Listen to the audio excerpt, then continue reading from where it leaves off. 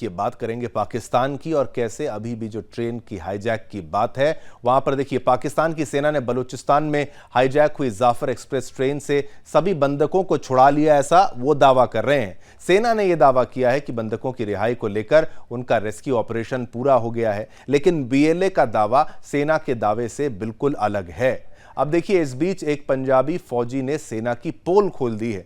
पाकिस्तानी सेना ने दावा किया है कि 24 घंटे से ज्यादा चले इस ऑपरेशन में बलोच लिबरेशन आर्मी यानी बीएलए के सभी 33 विद्रोहियों को मार गिराया गया है। उनके कब्जे से सभी बंधकों को रिहा कर लिया गया है, लेकिन बीएलए का कहना है कि अभी भी उनके चंगुल में 150 से अधिक बंधक हैं। इस बीच जफार एक्सप्रेस ट्रेन में बंधक रहे एक प्रत्यक्षदर्शी पंजाबी फौजी ने बताया कि उसने अपनी आंखों से बलूच विद्रोहियों को कत्लेआम करते देखा है। अब फौजी ने बताया कि मैंने खुद 50 से 60 पाकिस्तानी सैनिकों को मरते देखा है, जिन्हें बीएलए के लड़ाकों ने मार गिराया। इस प्रत्यक्षदर्शी के बयान के बाद पाकिस्तान के झूठ के दावों की पोल खुलती नजर आ रही है। अब रिपोर्ट के मुताबिक ट्रेन में कुल 440 यात्री सवार थे।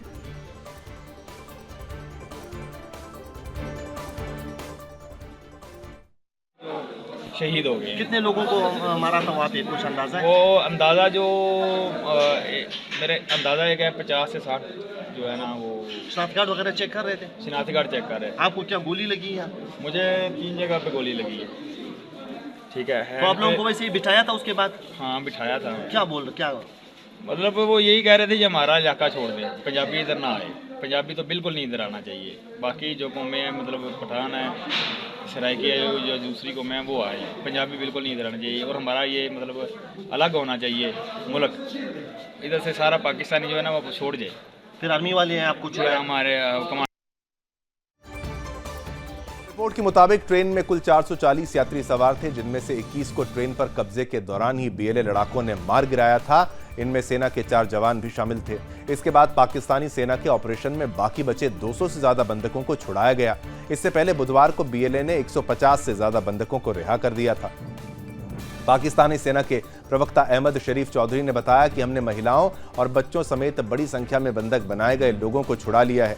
212 यात्रियों को बीएलए के चंगुल से छुड़ाया है। इस ऑपरेशन में 21 बंधकों की मौत हुई है और सभी 33 विद्रोहियों को मार गिराया गया है। पाकिस्तान में हुए बलूचिस्तान के हमले ने पाक के भविष्य को लेकर गंभीर सवाल खड़े कर दिए हैं। कई जानकार तो ये भी कह रहे हैं कि अगर हालात नहीं सुधरे तो आने वाले समय में पाकिस्तान आंतरिक बंटवारे के कगार पर पहुंच सकता है। पाकिस्तान में करीब 20 आतंकवादी संगठन एक्टिव हैं, जिनमें तहरीक-ए-तालिबान पाकिस्तान यानी टीटीपी, बलूचिस्तान लिबरेशन आर्मी यानी बीएलए और बलूचिस्तान रिपब्लिक आर्मी यानी बीआरए जैसे गुट प्रमुख हैं। इन संगठनों के पास 40,000 से अधिक लड़ाके हैं जो अत्याधुनिक हथियारों से लैस हैं। देश के विभिन्न हिस्सों में हो रही हिंसा और हमलों ने सरकार और सेना के लिए गंभीर चुनौती खड़ी कर दी है। पाकिस्तान के 4 प्रमुख प्रांतों बलूचिस्तान, सिंध, पंजाब और खैबर पख्तूनख्वा में अस्थिरता और असंतोष चरम पर है। इन प्रांतों की स्थिति इस संभावित विभाजन का आधार बन रही है। इसके अलावा गिलगिट बाल्टिस्तान और पीओके में भी अस्थिरता बढ़ रही है। सबसे पहले बात करते हैं बलूचिस्तान की, जो पाकिस्तान का सबसे बड़ा प्रांत है, लेकिन यहाँ की आबादी केवल 1.49 करोड़ है। ये क्षेत्र लंबे समय से आतंकवाद और विद्रोह का केंद्र बना रहा है, जहां बीएलए और बीआरए जैसे संगठन सक्रिय हैं। हालांकि ये लड़ाके हैं, ये अपनी आज़ादी की मांग कर रहे हैं, जो कि ज़रूरी भी है। बीएलए हमेशा से पाकिस्तान से बलूचिस्तान को अलग करने का मुद्दा उठाती रही है। उसकी शिकायत रही है कि पाकिस्तान बलूचिस्तान का शोषण कर रहा है, उसके संसाधनों का गलत इस्तेमाल कर रहा है। बलूच विद्रोहियों ने भी अपनी गतिविधियां तेज कर दी हैं। ग्लोबल टेररिज्म इंडेक्स 2025 के आंकड़े के मुताबिक 2024 में 504 हमले किए, जिसमें 388 मौतें हुई हैं। ये 2023 से काफ़ी ज़्यादा है, जिसमें 116 हमले हुए थे और 88 मौतें हुई थी। 2024 का सबसे खतरनाक हमला क्वेटा रेलवे स्टेशन पर हुआ, जहां बलूच विद्रोहियों ने पाकिस्तानी सुरक्षा बलों को निशाना बनाया, जिसमें 25 से ज़्यादा लोग मारे गए थे। अब दूसरे नंबर पे है खैबर पख्तूनख्वा, जो तहरीक-ए-तालिबान का गढ़ माना जाता है। अब खैबर पख्तूनख्वा की आबादी लगभग 5 करोड़ है। तहरीक-ए-तालिबान पाकिस्तान यानी टीटीपी का मुख्य गढ़ माना जाता है। टीटीपी की मांग पाकिस्तान को पूर्ण रूप से इस्लामिक स्टेट बनाने की है। टीटीपी ने यहाँ कई आतंकवादी हमले किए हैं, जिनमें सुरक्षा बलों और आम नागरिकों को निशाना बनाया गया है। प्रांत में सुरक्षा स्थिति चिंताजनक है और आतंकवाद के कारण विकास से जुड़े कामों में बाधा आ रही है। अफगानिस्तान में तालिबान के सत्ता में लौटने के बाद से इस संगठन की गतिविधियां बढ़ गई हैं। टीटीपी पाकिस्तान अफगान सीमा को हमलों के लिए इस्तेमाल करता है, जिससे देश की सुरक्षा स्थिति और खराब हो रही है। और पिछले कुछ महीनों में टीटीपी ने कई सुरक्षा बलों और सरकारी प्रतिष्ठानों पर हमले किए हैं, जिससे क्षेत्र में अस्थिरता बढ़ गई है। तीसरे पर आता है सिंध, जहां असंतोष भी बढ़ गया है और अलगाववादी भावनाएं भी तेज हो रही हैं। हाल के वर्षों में बलूच और सिंधी अलगाववादी गुटों के बीच साठगांठ देखने को मिला है। यही एकजुटता पाकिस्तान सरकार के लिए खतरे की घंटी मानी जा रही है। अब 2024 में बलूच और सिंधी विद्रोहियों ने संयुक्त रूप से कई हमले किए, जिसमें मूसा खेल जिले में यात्रियों की हत्या शामिल है। अब एक स्टडी के मुताबिक सिंध में प्राकृतिक संसाधनों के शोषण और आर्थिक असमानता ने लोगों में गुस्सा बढ़ाया है। देखिए, ये भी अपनी आज़ादी की मांग कर रहे हैं और वो बिल्कुल जायज़ भी है। देखिए, चीन पाकिस्तान आर्थिक गलियारा सीपेक को लेकर अन्य प्रांतों में गहरी नाराजगी है। कई लोगों का मानना है कि सीपेक का फायदा मुख्य रूप से पंजाब और सिंध को हो रहा है। स्थानीय समुदाय का आरोप है कि सीपेक का फायदा मुख्य रूप से पंजाब सिंध को सबको मिलता है। और यानी पाकिस्तान पीओके की बात भी अगर करें, लगभग 40 लाख और गिलगिट बाल्टिस्तान में लगभग 23 लाख लोग रहते हैं। इन क्षेत्रों में भी अब गतिविधियां तेज हैं, सामने आई हैं, जिससे स्थानीय आबादी अस्थिरता और असुरक्षा का सामना कर रही है। आतंकवादी संगठनों की गतिविधियों के कारण इन क्षेत्रों में विकास और शांति स्थापित करने में कठिनाइयां आ रही हैं। चलिए, ये खबर भी आपको हमने बताई, विस्तार से समझाई कि हाल क्या है पाकिस्तान का। अब आगे बढ़ते हैं, अगली खबर का भी रुख करेंगे, सुनीता विलियम्स की बात करेंगे। अंतरिक्ष यात्री सुनीता विलियम्स और बुच विल्मोर की धरती पर वापसी एक बार फिर से अटक गई है। अंतरिक्ष में 9 महीने से फंसी सुनीता विलियम्स और बुच विल्मर की वापसी की बड़ी उम्मीद थी। अमेरिका की स्पेस एजेंसी नासा सुनीता की वापसी सुनिश्चित करने के लिए क्रू 10 नाम का एक स्पेसशिप लॉन्च करने वाली थी, लेकिन तकनीकी दिक्कतों की वजह से क्रू 10 की लॉन्चिंग को टालना पड़ा। नासा ने कहा कि क्रू 10 में हाइड्रोलिक सिस्टम में दिक्कत की वजह से इसकी लॉन्चिंग रोकनी पड़ी। भारतीय मूल की अंतरिक्ष यात्री सुनीता की वापसी के लिए क्रू 10 महत्वपूर्ण है, क्योंकि इसका उद्देश्य क्रू 9 की जगह लेना है। क्रू 9 से ही अंतरिक्ष यात्री सुनीता विलियम्स और बुच विल्मर स्पेस में हैं। नासा ने पहले कहा था कि क्रू 9 अंतर्राष्ट्रीय अंतरिक्ष स्टेशन से तभी वापस आ सकते हैं जब क्रू 10 अंतरिक्ष में लॉन्च हो जाए। गौरतलब है कि सुनीता विलियम्स और बुच विल्मर की वापसी में स्वयं अमेरिकी राष्ट्रपति डोनाल्ड ट्रंप रुचि ले रहे हैं। उन्होंने स्पेसएक्स के मालिक इलॉन मस्क को भी इसकी जिम्मेदारी दी है। ट्रंप ने कुछ ही दिन पहले कहा था कि बाइडेन ने सुनीता और बुच विल्मर को अंतरिक्ष में ही छोड़ दिया है। उन्होंने कहा कि इस बारे में इलॉन मस्क से उनकी बात हुई है और मस्क ने इसके लिए हामी भर दी है। इसके बाद मस्क की कंपनी स्पेसएक्स ने इस दिशा में काम शुरू किया था और क्रू 10 को लॉन्च करने वाली थी, लेकिन इसकी लॉन्चिंग एक बार फिर से टल गई है। नासा के अनुसार अब क्रू 10 की अगली लॉन्चिंग गुरुवार 17 मार्च को हो सकती है। हालांकि ये तारीख भी फिक्स नहीं है और मौसम समेत दूसरे फैक्टर पर ध्यान देना जरूरी होगा। क्रू 10 स्पेसएक्स के मानव अंतरिक्ष परिवहन प्रणाली का 10वां क्रू रोटेशन मिशन है। बता दें कि सुनीता विलियम्स और बुच विल्मोर पिछले साल 5 जून को इंटरनेशनल स्पेस स्टेशन गई थी। उन्हें एक हफ्ते बाद वापस लौटना था, लेकिन बोइंग स्टार लाइनर में गड़बड़ी की वजह से वहां पर फंस गई हैं। दोनों एस्ट्रोनॉट्स बोइंग और नासा के joint crew flight test mission पर स्पेस गए थे। इसके बाद उन्हें वापस लाने की कई कोशिशें हो रही हैं। तो देखिए, फिर अटकी सुनीता की वापसी और नासा की मिशन में अब ये बड़ी मुश्किलात जो है वो देखने को मिल रही है, लेकिन जल्द हम आशा करते हैं कि वापस आए और उनकी जानें बचें। चलिए, रूस और यूक्रेन के बीच जारी युद्ध को 2 साल से ज्यादा हो गए, 3 के आसपास। देखिए, और अब अमेरिका के पूर्व राष्ट्रपति डोनाल्ड ट्रंप इसे रोकने के लिए प्रयास कर रहे हैं। अमेरिकी राष्ट्रपति बनने के बाद ट्रंप ने इस युद्ध को समाप्त करने की दिशा में कई काम शुरू किए हैं। उन्होंने यूक्रेनी राष्ट्रपति वोलोडिमिर ज़ेलेंस्की पर दबाव बनाकर 30 दिनों के सीजफायर के लिए सहमति ले ली। अब अगला कदम रूस के राष्ट्रपति व्लादिमीर पुतिन, उनका नाम भी व्लादिमीर है, इनका नाम भी व्लादिमीर है, सेम मैच करता है। देखिए, राष्ट्रपति व्लादिमीर पुतिन को मनाने का है, लेकिन यह आसान नहीं होगा। रूस इस संघर्ष में अब सैन्य रूप से बढ़त बना चुका है और पुतिन युद्ध विराम की संभावनाओं को पहले भी खारिज कर चुके हैं। उनका कहना है कि अस्थायी युद्ध विराम से यूक्रेन को अपनी सैन्य क्षमताओं को बढ़ाने का अवसर मिलेगा, जिससे रूस को नुकसान हो सकता है। ऐसे में सवाल ये उठता है कि क्या ट्रंप पुतिन को राजी कर पाएंगे या फिर यह प्रयास भी विफल हो जाएगा। रूस की ओर से अभी भी वही शर्तें रखी जा रही हैं जो उसने 24 फरवरी 2022 को युद्ध शुरू करते समय रखी थी।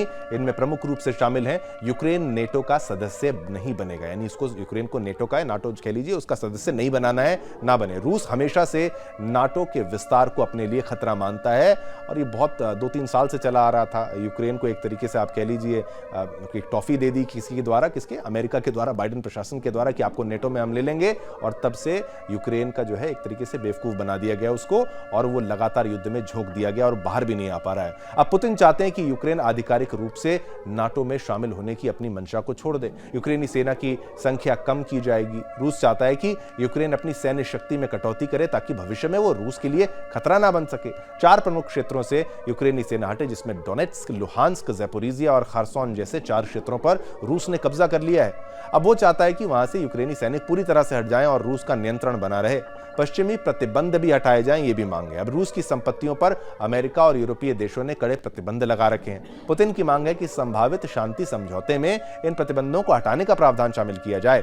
नेटो अपनी सैन्य मौजूदगी सीमित करे। रूस का दावा है कि पश्चिमी देश उसकी सीमाओं के पास नाटो सैन्य अड्डे बना रहे हैं, जिससे उसकी सुरक्षा को खतरा है। अब क्रेमलिन हमेशा से इसे हटाने की मांग करता रहा है। डोनाल्ड ट्रंप ने पुतिन को चेतावनी दी है कि अगर उन्होंने अमेरिका की शर्तें नहीं मानी तो उन्हें इसके गंभीर परिणाम भुगतने होंगे। हालांकि ये धमकी कितनी प्रभावी होगी ये कहना कठिन है। पुतिन पहले भी पश्चिमी प्रतिबंधों और दबाव के बावजूद अपने फैसलों पर अडिग रहे हैं। राजनीतिक विशेषज्ञों का मानना है कि पुतिन एक चतुर रणनीतिकार हैं और उन्हें कूटनीति की गहरी समझ है। वो सीधे सीधे ट्रंप के प्रस्ताव को खारिज नहीं करेंगे, लेकिन इसमें संशोधन करने और रूस के पक्ष में कुछ अतिरिक्त शर्तें जोड़ने की कोशिश जरूर करेंगे।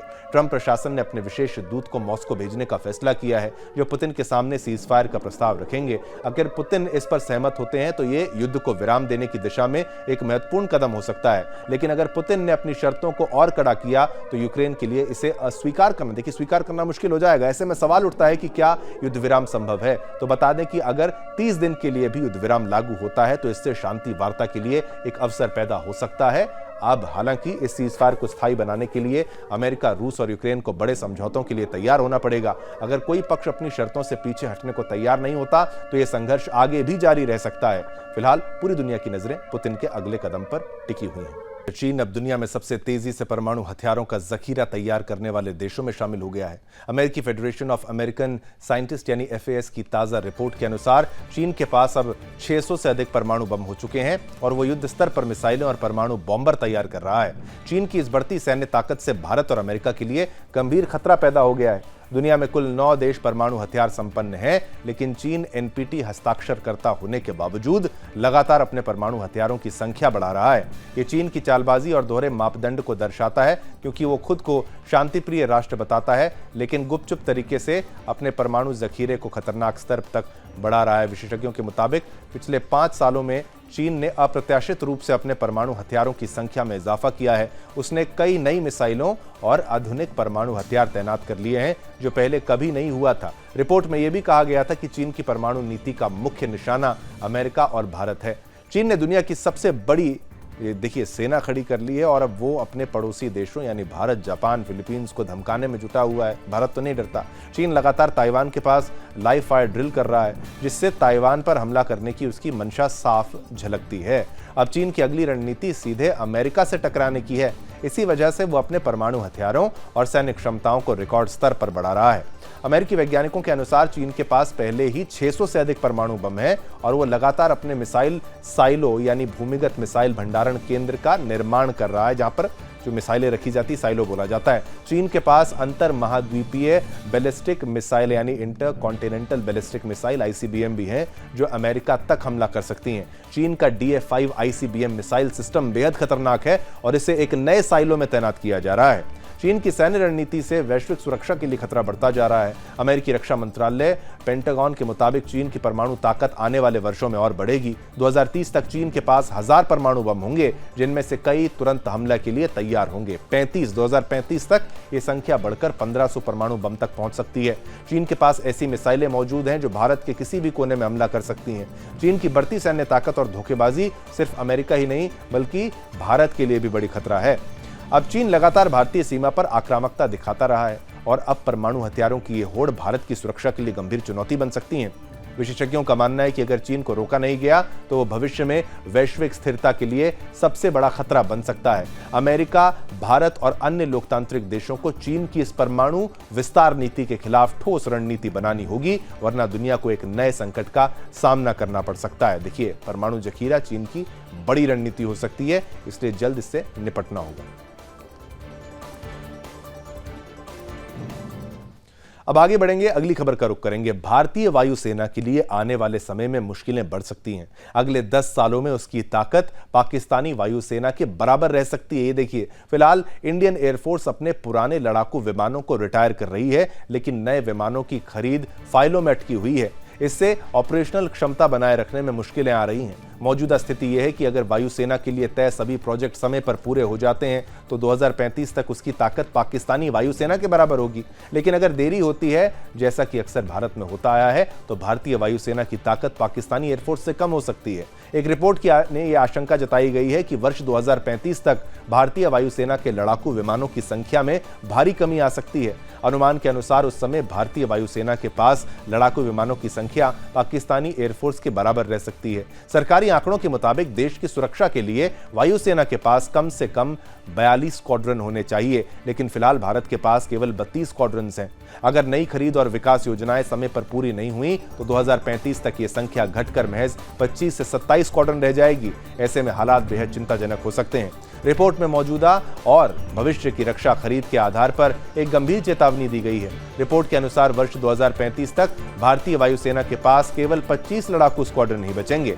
इस दौरान वर्तमान में सेवा में मौजूद जैगुआर, मिग-29 और मिराज 2000 जैसे प्रमुख लड़ाकू विमान रिटायर हो जाएंगे, जिससे विमानों की भारी कमी हो सकती है। ऐसे में भारतीय वायुसेना के पास स्क्वाड्रन की संख्या पाकिस्तानी वायुसेना के बराबर हो सकती है, जिसके पास फिलहाल 25 स्क्वाड्रन है। ये स्थिति भारत के लिए चुनौतीपूर्ण हो सकती है। भारतीय वायुसेना इस समय लगभग 31 स्क्वाड्रन का संचालन कर रही है, जो इसकी स्वीकृत क्षमता 42 यानी 42 से काफी कम है।